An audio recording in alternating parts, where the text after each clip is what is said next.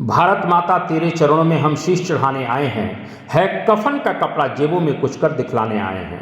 मैं बार बार कहता रहता हूं कि हिंदुस्तान के युवाओं ने जब अपने रक्त से इस धरती को लाल किया तब जाकर मेरे देश को आज़ादी मिली है। ऐसे ही आज़ादी के एक दीवाने थे जिनका नाम था बटुकेश्वर दत्त। आज उनकी जयंती भी है और आप सभी लोगों को मालूम होना चाहिए कि 8 अप्रैल 1929 को भगत सिंह के साथ इन्होंने केंद्रीय असेंबली में बम फेंका था। उस समय फेंका जब असेंबली में पब्लिक सेफ्टी बिल पर और ट्रेड डिस्प्यूट बिल पर बहस चल रही थी। दोनों लोगों को गिरफ्तार किया जाता है। गिरफ्तार करके दोनों को लाहौर जेल में रखा गया और उसके पश्चात लाहौर षड्यंत्र केस के तहत भगत सिंह को फांसी की सजा मिलती है। बटुकेश्वर दत्त को काला पानी की सजा मिली। बटुकेश्वर दत्त इस सजा से बहुत ज्यादा दुखी हैं क्योंकि वो चाहते थे कि उन्हें भी फांसी की सजा दी जाए और उन्हें भी कुलना के भगत सिंह के साथ देश की आजादी के लिए फांसी के फंदे पर झूलने का मौका मिले, मैं ये कहना चाहता हूं।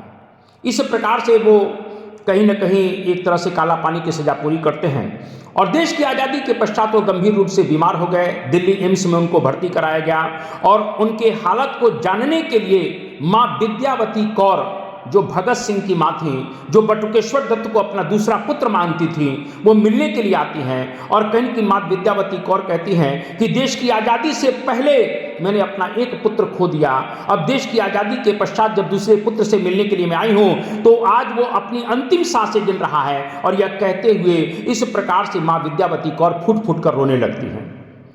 जब एक तरह से मैं कह सकता हूं कि बटुकेश्वर दत्त को लगा कि अब मैं जब जा रहा हूं तो उन्होंने अपनी अंतिम इच्छा यह व्यक्त की कि जो मेरे प्रिय मित्र थे भगत सिंह, राजगुरु, सुखदेव, जहां पर उनकी समाधि है वहीं पर मेरा अंतिम संस्कार किया जाए। और उनकी अंतिम इच्छा के अनुसार उसी पंजाब के हुसैनीवाला में कहीं न कहीं उनका अंतिम संस्कार किया जाता है और उनकी भी वहीं पर समाधि बनी हुई है। मैं यही कहूँगा कि आज भारत के इस महान सपूत, भारत के इस महान क्रांतिकारी की कुर्बानी के कारण आज हम लोग आज़ाद देश में कुल मिला के कहीं न कहीं निवास करते हैं। हमें ऐसे क्रांतिकारियों को हमेशा शत शत नमन करना चाहिए। जय हिंद, जय भारत, वंदे मातरम।